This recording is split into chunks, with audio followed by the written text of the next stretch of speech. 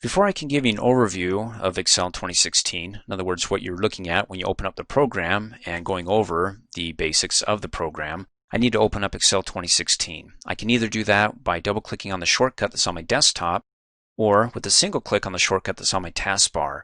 Now, if you want to add these shortcuts to your desktop or the taskbar like I have, then come over here and click on the Start button, click on All Programs, and it's sorted alphabetically, so find the E's. And there we go. There's Excel 2016. Give it a right click, and in the shortcut menu, you can select Pin to Taskbar. Well, mine says Unpin because currently it's right there. It's pinned to the taskbar. So if I want to remove it, then I'd select Unpin. Or if you want it as a shortcut on your desktop, then go down to Send To because you want to send it to over and up to the desktop as a shortcut. Let me click off. So to open up the Excel 2016 program, I have two options, either double click or single click. Let's go with the single click, and there you go. Every time you open up Excel 2016, you get the startup screen. In other words, in earlier versions of Excel, it took you right to a blank workbook. And I'll show you how you can disable the startup screen so it takes you right to the blank workbook in a later training video. But for right now, when you open it up, you have over to the left-hand side the most recent workbooks that I've been working on, which is like Import Contacts, Ghost Hunting. Ooh, sounds spooky. And you can see when I hover over it, below my pointer, there's a pop-up. And it tells you that this workbook is on the C drive under the user who logged in as training, and it's on the desktop, and then the name of the workbook. So when I click on it, it'll automatically open it up because it's on the desktop. That is, unless I moved it, and if I moved it when I click on it, it'll say it can't find it. In which case, I'll have to come down here and click on Open Up Other Workbooks to be able to search and find that workbook so I can work on it. But to keep it simple, let's go ahead and start with a blank workbook. Click on it, and there we go. Now to give you a basic overview of what you're looking at in Excel 2016, I'm going to start up at the top in the left-hand corner and go from left to right and then top to bottom. In the upper left-hand corner, you have what's called the Quick Access toolbar, and it's called that because you can quickly access any command on it in a single click. Like the first one you can see when I hover over it, gives you the name of the command. It's called Save. And then if you don't want to click on it, you want to use shortcut keys. It's got those keys there, Control S. And I'll show you how you can customize this Quick Access toolbar in a later training video. Then over to the right in the middle, you have what's called the title bar. That's the title of the workbook. It gives you a generic name every time you create a new blank workbook. That is until you save it. And when you save it, you can name it to something more pertinent to what's going on in your workbook. Like if it's about sales charts or something like gummy bears, then go ahead and rename it. And then to the right of that, you have the name of the program that you currently have open. In case if you forgot, it's Excel. And then over to the right of that, you have the ribbon display options, which we'll cover later on. Then the window options that you can minimize this, restore it down, or close out of it completely. And then below that, you have this long strip that contains all these commands. It's called a ribbon. And on that ribbon, you have different tabs that helps organize those commands. So when you want to insert something, you go to the Insert tab, and you got all these different commands to work with. Now within each tab, let me go back to the Home tab, you have these commands that are separated then into groups. So you have these thin lines. I don't know if you can see them, they're kind of faded. But in between those thin lines, you have the name of the commands for that group or that belong to that group. Like when it comes to formatting the font, like if you want to make it bold, italics, underline, give it some color, change the font type, and so forth, look to the font group. And some of these groups have more commands than what meets the eye here. Then in the lower right-hand corner of some of these groups, you have a little arrow that points out, not styles, but like the font here.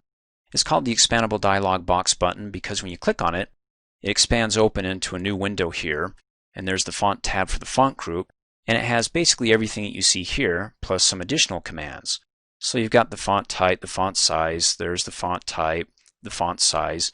But what you don't see here is like strike through or superscript, and you can see in the preview window what happens when you check these off or you change the font type or make it underline or change the color. Click Cancel. Now below the ribbon, you have here, the left-hand side, what's called the name box. And the name box gives you the name of the cell that you currently are working in or you have selected. Now the cell down below is in the spreadsheet and only have one. You can add additional spreadsheets, but the spreadsheet is just basically a sheet that has a bunch of cells. Now these cells, when you want to work in them, you come down and you click on one, and notice that at the intersection of the cells, you're looking at these column labels up at the top that are alphabetical, and these row labels over the left-hand side that are numerical. So when I'm like, okay, what column, what row am I in? If you get really far out here, you have to look over here, then try to keep your eyes on here, and oh, well, it's shaded over there, so it ought to be fairly easy to identify. But even easier than that is the name box. You can see I'm in N20, column N, row 20. You can also come up in here, click in it, type in A2 and hit enter. Automatically takes you to that cell as well. So identifies what cell you're in and also acts as a go-to box.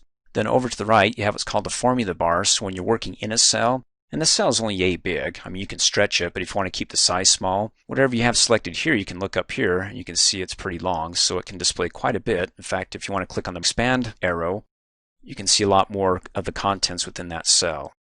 So speaking of the cells down below, the two main purposes of the Excel workbook is to either perform calculations, functions, or formulas. So you can go ahead and do some simple mathematics like 2 plus 2 or more complex ones. And you can also use it as a database or a combination of both. So for example, as a database, if you type in like the label for this column, which would be first name, that would be last name, street address, phone number, and so on. Then below the first name column, you type in everybody's first name, and then everybody's last name, and so on. And then once you have a database that's organized correctly, which we'll talk about in later training videos, you'll be able to sort these and also filter and quickly get the information that you need out of that database. Now down below, out of the main working area, again, you've got your sheet 1. You can add additional sheets, and when you save it, whether you have 1 sheet, 2 sheets, or 3 sheets, when you save it, it's referred to as a workbook. Just think of it like a regular book. You flip through the page. I've never seen a book that has 1 page, but you can add more if you want.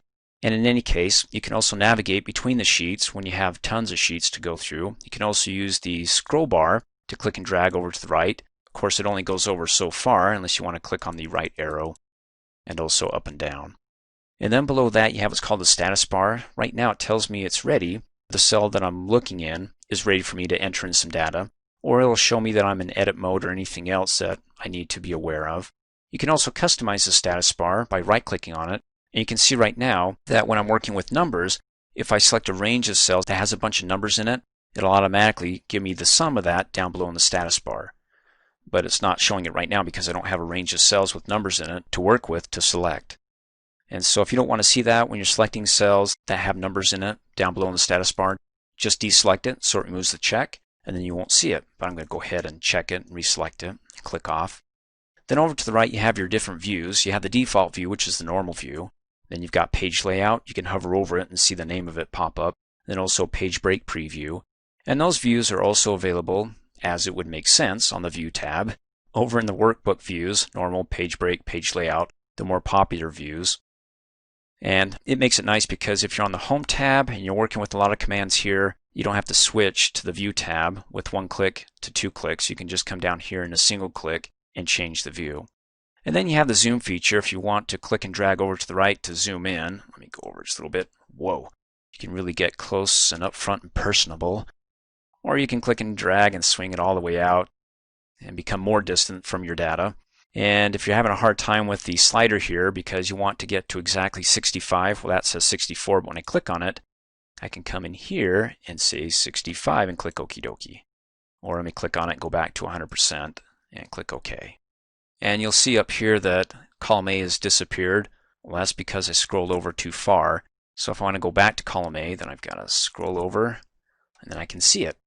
Or hold down the Control key on the keyboard and hit the Home key. Control Home takes you right to the first column and the first row. And the name of that cell is A1.